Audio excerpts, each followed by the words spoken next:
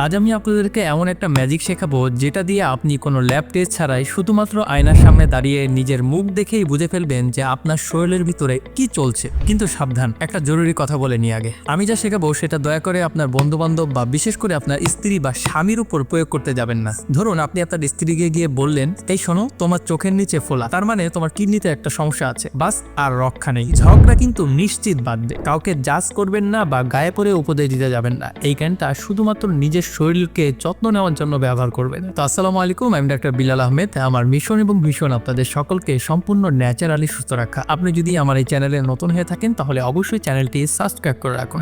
তো চলুন আয়নার সামনে দাঁড়ায় এক এক করে মিলিয়ে দেখি যে আপনার কোন কোন সিমটমগুলো দেখলে আপনি বুঝতে পারবেন যে আপনার কি হয়েছে। সমস্যা নাম্বার 1, মাথার মাঝখানে চুল পড়ে যাওয়া। আমাদের শরীরে টেস্টোস্টেরন হরমোন নামে একটা হরমোন থাকে। যখন এই হরমোনটা ভেঙে গিয়ে ডিএইচটি নামে একটা উগ্র হরমোনে পরিণত হয়ে যায়, তখন সেটা চুলের গোড়ায় গিয়ে আক্রমণ করে। ঠিক যেমন জমিতে আগাছা হলে যেমন ফসল নষ্ট হয়ে যায়, এই ডিএইচটি চুলের গোড়া একেবারে নষ্ট করে ফেলে। তাহলে এখন সমাধানটা কি? প্রথমে হচ্ছে কুমড়োর বীজ এবং গ্রিন টি এই সমস্যা কমাতে দারুণ কাজ করে থাকে। তাই এই সমস্যা যদি আপনি দেখে থাকেন তাহলে কুমড়োর বীজ এবং গ্রিন টি পান করুন। দ্বিতীয় নম্বর সমস্যা, এই ভ্রুর বাইরের অংশটা যদি গায়েব হয়ে যায়। যদি দেখেন আপনার ভ্রুর বাইরের দিকে, যেটা কানের দিকের অংশটা, এই অংশটা পাতলা হয়ে যাচ্ছে বা লোম পড়ে যাচ্ছে, তাহলে এটা 99% নিশ্চিত যে আপনার থাইরয়েড হরমোনের সমস্যা হচ্ছে। এই থাইরয়েড হরমোনটি হচ্ছে আমাদের শরীরের ইঞ্জিনের মতো। এটা স্লো হয়ে গেলে অথবা শরীরে আয়োডিনের অভাব পড়লে এই সমস্যাটা দেখা দেয়। 3 নম্বর সমস্যা হচ্ছে চোখ লাল হয়ে থাকা। বন্ধুরা, আমাদের চোখ শুধু মনের কথাই বলে না,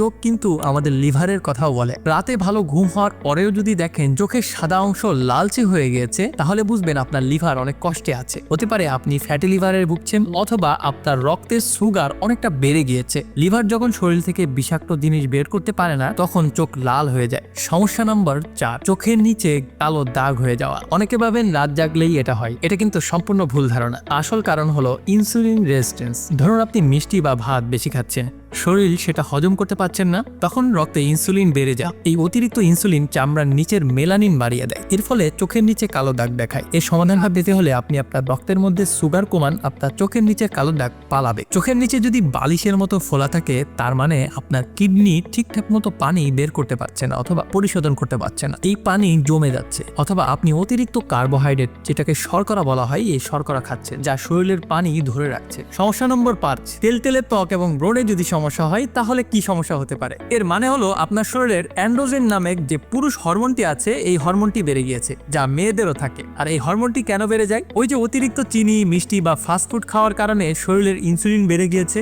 আর এই ইনসুলিন বেড়ে গেলেও কিন্তু আমাদের এই অ্যান্ড্রোজেন যে হরমোনটি আছে, এটা কিন্তু বেড়ে যেতে পারে। সমস্যা নম্বর 6, নাকে ও কানে খসখসে চামড়া। অনেকের নাকের পাশে বা কানের লতিতে চামড়া উঠে বা খসখসে হয়ে যায়। এর মানে আপনি খারাপ তেল বেশি খাচ্ছেন আর ভালো তেল যেটা কম খাচ্ছেন। আমরা বেশিরভাগ ক্ষেত্রেই সয়াবিন তেল দিয়ে ভাজা পোড়া খাই, যা আমাদের শরীরের ইনফ্লেমেশন এবং জ্বালা পোড়া বাড়িয়ে দিতে সাহায্য করে থাকে। তার বিপরীতে মাছের তেল অথবা ওমেগা 3 ফ্যাটি অ্যাসিড, এই তেলটা আমরা কম খাই। আর এই ভারসাম্য ঠিক রাখতে সামুদ্রিক মাছ বা কড লিভার অয়েল এটা খান। এর ফলে আপনার খসখসে ভাবটা একেবারে চলে যাবে। 7 নম্বর সমস্যাটা হচ্ছে ঠোঁটের কোণে যদি ফেটে যায়, তাহলে কি বুঝবেন? কোন রকম শীতকাল ছাড়াই যদি ঠোঁটের কোণাগুলো ফাটতে থাকে, বুঝবেন আপনার শরীরে ভিটামিন B2 এটার অভাব আছে। যারা খুব বেশি ময়দার তৈরি খাবার খান, যেমন পাউরুটি, বিস্কুট, কেক, তাদের শরীর ভিটামিন শুষে নিতে পারে না। এ কারণে ময়দা কম খান। তার বিপরীতে ডিম, শাকসবজি এই খাবারগুলো বাড়ান। 8 নম্বর সমস্যা হচ্ছে গোল গাল বা ফোলা মুখ। অনেকেরই দেখি আমাদের মুখ ফুলে যায়। আপনার মুখ আগে দেখবেন যে একটা লম্বাটে একটা ভাব ছিল, কিন্তু হঠাৎ করে দেখবেন যে মুখ ফুলে গিয়েছে, মুখের মধ্যে একটা গোল ভাব চলে এসেছে। একে মেডিকেলের ভাষায় বলে মুন ফেস।